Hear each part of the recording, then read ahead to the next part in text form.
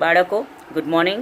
તો આજે આપણે ગ્વાલા assignment 2021 paper number 6 section C વિષય છે આપણો વિજ્ઞાન અને ટેકનોલોજી. સમય ન બગાડતા આપણે પેપર નંબર 6 ને સીની શરૂઆત કરીએ.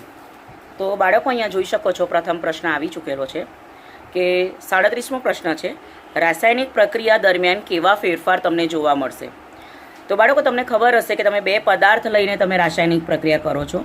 જ્યારે રાસાયણિક પ્રક્રિયા બે પદાર્થો વચ્ચે થતી હોય તો સામાન્ય રીતે ફેરફાર તો તમને જોવા મળશે જ. તો શું ફેરફાર હશે? તો નંબર 1, પદાર્થની ભૌતિક અવસ્થા બદલાય છે. નંબર 2, પદાર્થમાં રંગ પરિવર્તન જોવા મળે છે. નંબર 3, પ્રક્રિયા દરમિયાન અમુક વાયુઓનું ઉત્પાદન થાય છે, બરાબર, અને પ્રક્રિયા દરમિયાન તાપમાનમાં ફેરફાર થાય છે.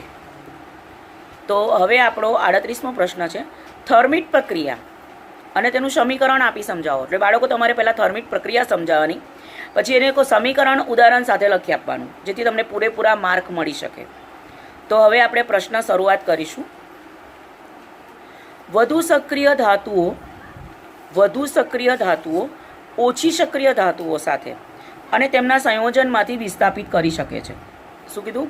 વધુ સક્રિય ધાતુઓ ઓછી સક્રિય ધાતુઓને તેમના સંયોજનમાંથી વિસ્થાપિત કરી શકે છે.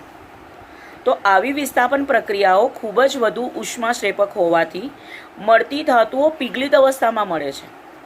અને પીગલિત અવસ્થામાં મળે છે એટલે આવી પ્રક્રિયાને થર્મિક પ્રક્રિયા કહે છે. ઉદાહરણ તરીકે આપેલું છે,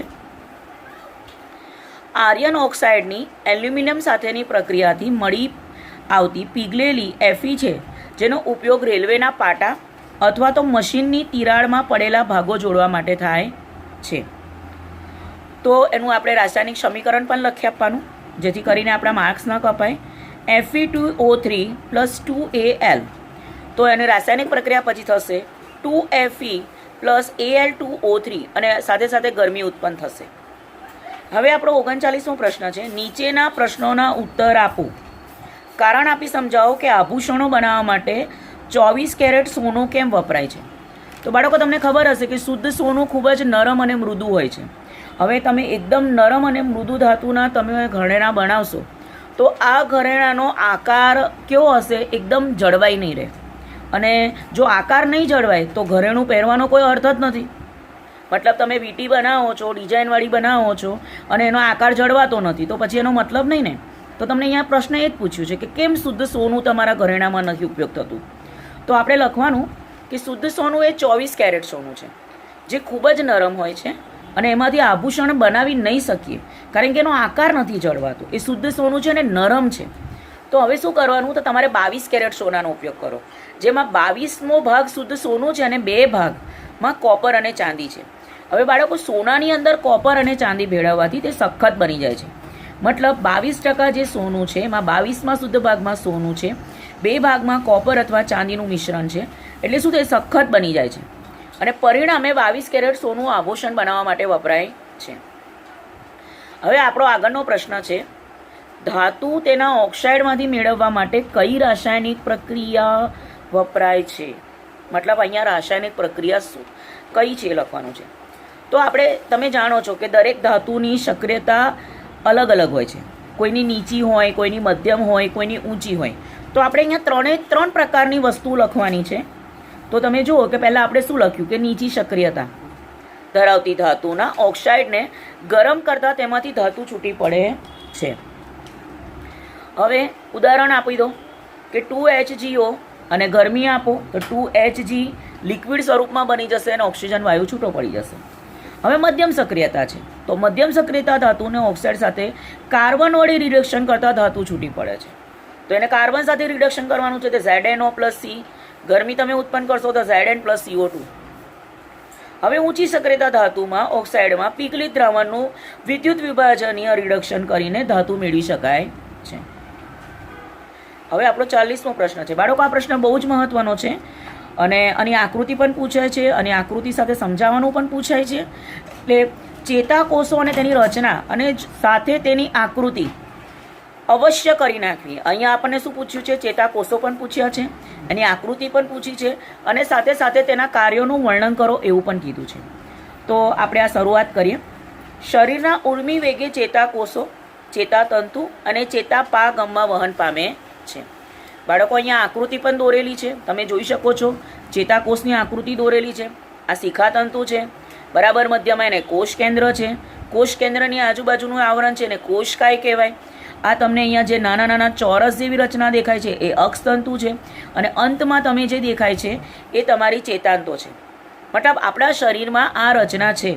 ભલે આકૃતિમાં તમને એટલી મોટી દેખાય, પરંતુ આ સૂક્ષ્મદર્શક યંત્રની મદદથી કરી શકાય એમ છે. હવે આ પ્રશ્નની સમજાવટ શરૂ કરીએ. ઉર્મી વેગનું સર્જન. તો કે અહીંયા સંવેદી અંગોમાં ચેતાકોષોમાં શિખાતંતુ ધરાવતા વિશિષ્ટ સંવેદનાગ્રાહી હોય છે. શિખાતંતુની ટોચમાં અગ્રછેડો છે જે બાહ્ય ઉત્તેજનાની માહિતી મેળવવામાં આવે છે. આ સ્થાને રાસાયણિક ક્રિયા દ્વારા ઉર્મી વેગે ઉત્પન્ન થાય છે. હવે ઉર્મી વેગનું વહન કેવી રીતે થશે? ફરી એકવાર એનું આપણે સમજી લઈએ કે કેવી રીતે આપણામાં ચેતામાં ઉર્મી વેગે સર્જન થાય છે. તો તમે જાણો છો કે તમારા પાસે શું છે? ચેતા કોષોમાં શિખાતંતુ છે. તો શું કહે છે? સંવેદની અંગો ચેતાકોષના શિખાતંતુ ધરાવતા વિશિષ્ટ સંવેદનાગ્રાહી છે, અને એના ટોચના ભાગમાં અગ્રભાગમાં એ ઉત્તેજનાઓની માહિતી મેળવાય છે. ત્યાં માહિતી મેળવાય છે, પછી રાસાયણિક પ્રક્રિયા થાય છે અને ઉર્મી વેગે શરીરમાં ફેલાય છે. હવે આ ફેલાવો થાય છે તો કેવી રીતે થાય છે? તો તમે જુઓ તો કે ઉર્મી વેગે વહન, તો કે શિખાતંતુને ટોચ પાસે સર્જન પામતો ઉર્મી વેગે શિખાતંતુ કોષકાયમાં સુધી તરફ વહન પામે છે. આ ઉર્મી વેગે ચેતાકોષમાંથી ચેતાક્ષમાં જશે, અને અંતે ચેતાંતો, તમે જોયું તો આકૃતિમાં અંત ભાગ મેં તમને બતાવ્યો તો એ ચેતાંતો જ છે. મતલબ ઉર્મી વેગે ચેતાકોષકાયમાંથી ચેતાક્ષમાં જશે, અને ચેતાક્ષમાંથી ચેતાંતો સુધી પહોંચીને શરીરમાં વહન પામે છે.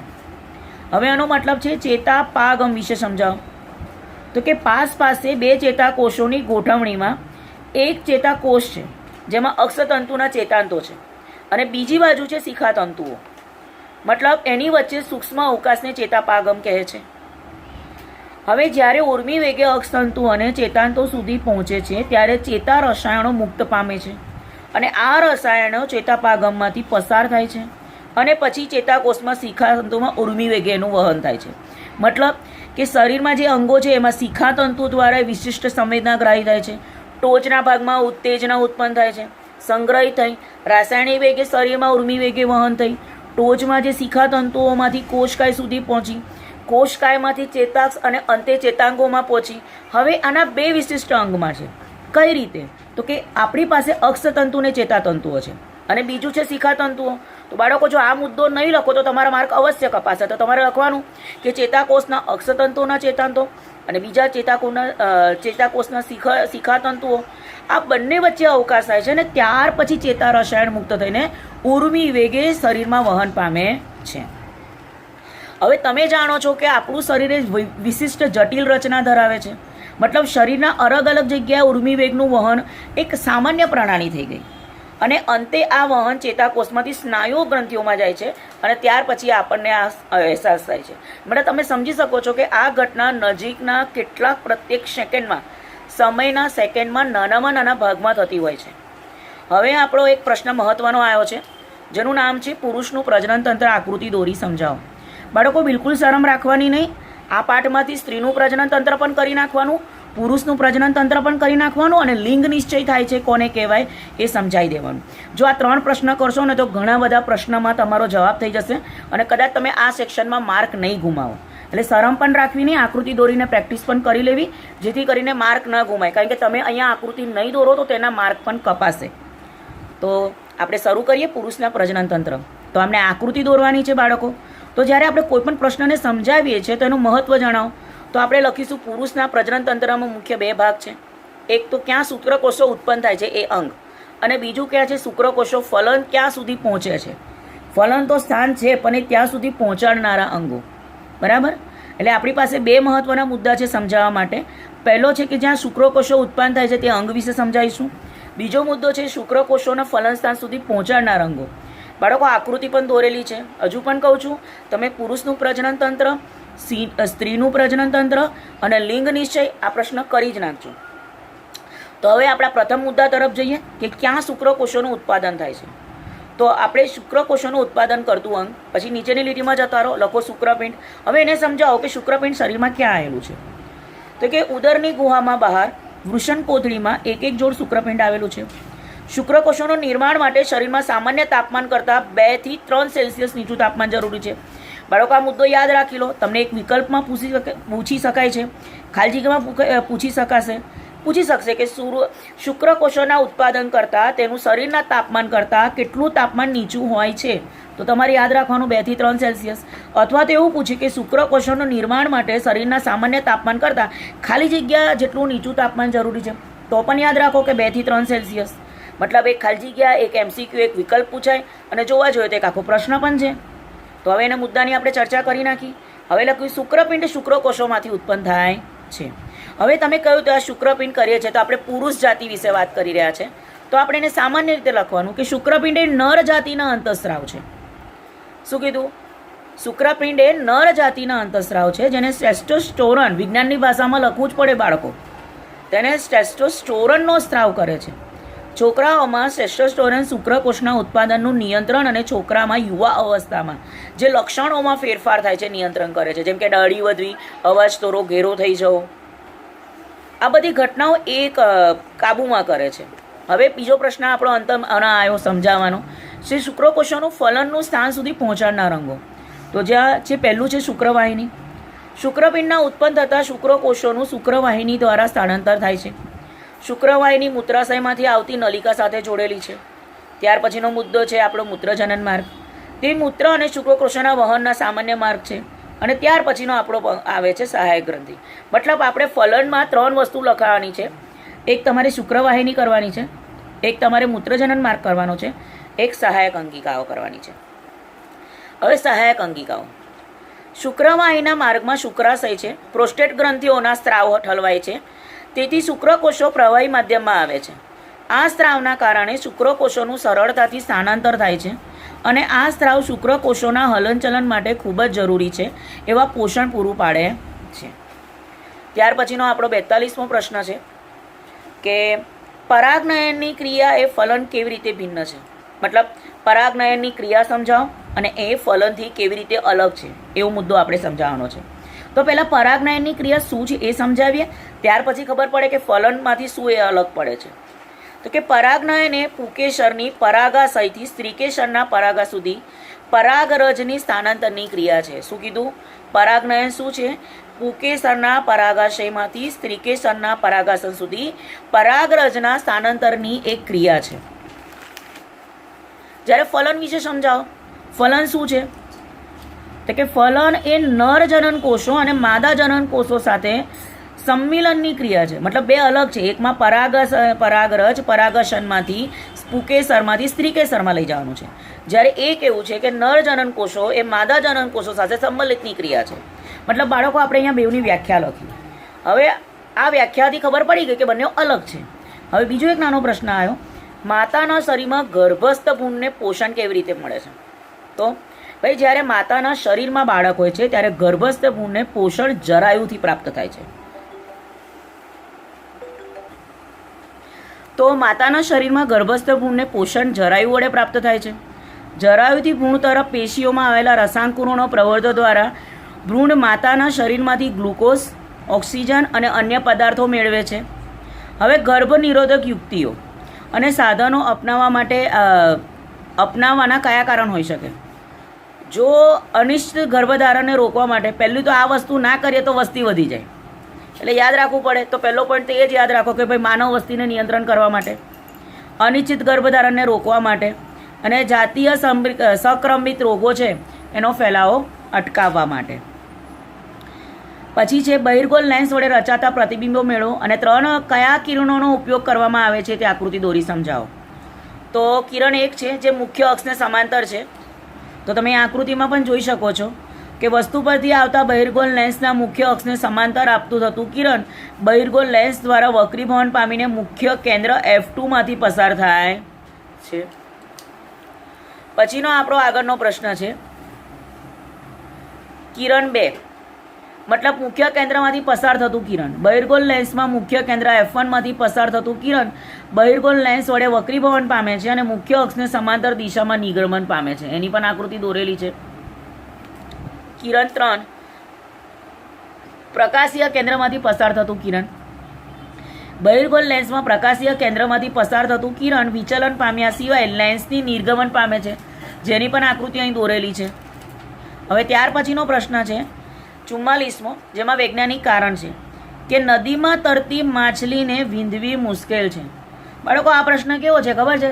તારા પોતાના મુખ્ય સ્થાને કેમ દેખાતા નથી, અથવા તારાનું જે સ્થાન દેખાય છે આભાસી હોય છે. હવે એ પ્રશ્ન અને આ પ્રશ્નની સમાનતા ઘણી બધી છે. તો જોઈ લો કે નદીમાં તરતી માછલી પરથી આવતા પ્રકાશના કિરણો પાણીના ઘટ્ટ માધ્યમમાંથી હવાના પાતળા માધ્યમમાં પ્રવેશે છે. ત્યાં પણ એવું જ છે કે નદીમાં તરતી માછલી પરથી આવતા પ્રકાશના કિરણો પાણીના ઘટ્ટ માધ્યમમાંથી ક્યાં હવાના પાતળા માધ્યમમાં પ્રવેશે છે, ત્યારે તેનું વક્રીભવન થઈને લંબથી દૂર જાય છે. પરિણામે અવલોકન કરતા છે જ્યાં માછલી મૂળ સ્થાને છે તેનાથી ઉપર દેખાય છે. મતલબ જે અવલોકન કરતા છે એને સાચું સ્થાન તો નક્કી નથી જ કરી શકતો, અને એટલે તો નદીમાં તરતી માછલીને વીંધવી મુશ્કેલ છે. હવે ત્યાર પછી એક સરસ તફાવત આવે છે આપણા માટે, જેનું નામ છે બહિર્ગોળ લેન્સ અને અંતર્ગોળ લેન્સ. તો આપણે નાના હતા ત્યારથી લગભગ 7મા ધોરણમાં આ તફાવત આવવાની શરૂઆત થઈ ચૂકેલી છે. તો કે તે મધ્યમાંથી જાડો અને કિનારેથી પાતળો હોય છે. તો તે મધ્યમાંથી પાતળો અને કિનારેથી જાડો છે, વિરોધાભાસ દર્શાવે છે. તેના પર પડતા સમાંતર કિરણો કેન્દ્રિત કરે છે, તેથી તેને અભિસારી લેન્સ પણ કહેવાય છે. તો તેના પર પડતા સમાંતર કિરણો વિકેન્દ્રિત કરે છે, તેને અપસારી લેન્સ કહે છે. તેના વડે વાસ્તવિક તેમજ આભાસી બંને પ્રકારના પ્રતિબિંબ મળે છે. તેના વડે ફક્ત આભાસી પ્રતિબિંબ મળે છે. તેના વડે મળતું આભાસી પ્રતિબિંબ વસ્તુ કરતાં કદમાં મોટું છે. તેના વડે મળતું આભાસી પ્રતિબિંબ વસ્તુના કદ કરતાં નાનું હોય છે. હવે આપણો ત્રીજો પ્રશ્ન છે અહીંયા. બહિર્ગોળ લેન્સની તમારે નીચેની કેટલીક વ્યાખ્યાઓ આપવાની છે. પહેલી છે વક્રતા કેન્દ્ર. ગોલીય અરીસાના પરાવર્તક સપાટીના જે પોલા ગોળા ભાગને હોય છે તેના કેન્દ્રને ગોલીય અરીસાનું વક્રતા કેન્દ્ર કહેવાય છે. અને અહીંયા છે વક્રતા કેન્દ્ર. એ પત્યો પછી ત્યાં છે કેન્દ્ર લંબાઈ. ગોળીય અરીસાના ધ્રુવ અને મુખ્ય કેન્દ્ર વચ્ચેના અંતરને અરીસાની કેન્દ્ર લંબાઈ કહે છે. 45મો પ્રશ્ન છે અવરોધના સમાંતર જોડાણના ફાયદા અને ગેરફાયદા જણાવો. બાળકો, ફરી પણ કહી દઉં, અવરોધના સમાંતર જોડાણ અને શ્રેણી જોડાણ આ બંને પ્રશ્ન કરી જ નાખવા. સમાંતર જોડાણ સાથે શ્રેણી જોડાણ. અહીંયા આપણે શ્રેણી જોડાણ આગળના પેપરોમાં આવી ચૂકેલું છે. આ પેપરમાં તમને સમાંતર જોડાણ વિશે વાત કરેલી છે. અવરોધોના સમાંતર જોડાણના ફાયદા મતલબ આપણે શું કરવાનું, 2-3 ફાયદા લખી આપવાના અને 2-3 ગેરફાયદા લખી આપવાના. પણ બાળકો, જ્યારે લખો પ્રશ્ન ત્યારે જવાબ તેના ગુણના આધારિત હોય એ પણ તમારે યાદ રાખવાનું છે. સમાંતર જોડાણમાં 3 બલ્બમાંથી કોઈ એક બલ્બ ઉડી જાય ને તો બાકીના 2 બલ્બમાં વિદ્યુતનો પ્રવાહ વહે છે, મતલબ તેઓ પ્રકાશિત હોય છે. તેથી ઘરના જોડાણમાં વિદ્યુતના ઉપકરણ મુખ્ય લાઇન સાથે સમાંતર જોડાણ કરવામાં આવે છે. સમાંતર જોડાણમાં સમતુલ્ય અવરોધનું મૂલ્ય સમાંતર જોડાણના કોઈપણ અવરોધના મૂલ્ય કરતાં ઓછું છે. તેથી અવરોધોને સમાંતર જોડવાથી વધુ પ્રવાહ મેળવી શકાય છે. હવે આ એના 2 તમારા ફાયદા થયા. તો હવે આપણે એના ગેરફાયદા વિશે ચર્ચા કરીએ. સમાંતર જોડાણમાં સમતુલ્ય અવરોધના જોડવાથી નાનામાં નાના અવરોધ કરતાં પણ નાનો હોવાથી કુલ પ્રવાહ તો વધી જાય છે. પરિણામે ઘણીવાર એવું હોય છે કે પ્રવાહને નિયંત્રિત કરી શકતા નથી, મતલબ શોર્ટ સર્કિટ કે ઓવરલોડિંગ થવાની સંભાવના રહે છે.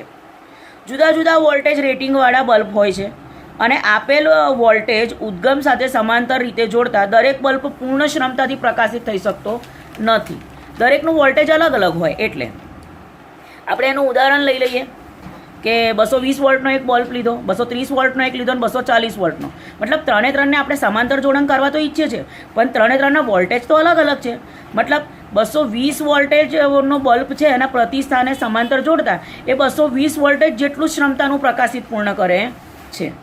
બરાબર બાળકો? તો અહીંયા આપણા પેપર નંબર 6ના સેક્શન સીનો પૂર્ણ થાય છે. તો તમે જોઈ શકો છો કે અહીંયા પેપર નંબર 6નો સેક્શન પૂર્ણ થયો. તો બાળકો, તમને સમજ પડે એ રીતે મેં સમજાવવાની કોશિશ કરી છે. વધુમાં સેક્શન ડી ટૂંક સમયમાં અપલોડ થશે. માટે મારા વિડીયોને લાઇક કરો, મારી ચેનલને સબસ્ક્રાઈબ કરો અને બને એટલા વિદ્યાર્થીઓમાં વિડીયો શેર કરો તો બધા જ વિદ્યાર્થીઓનો લાભ લઈ શકે.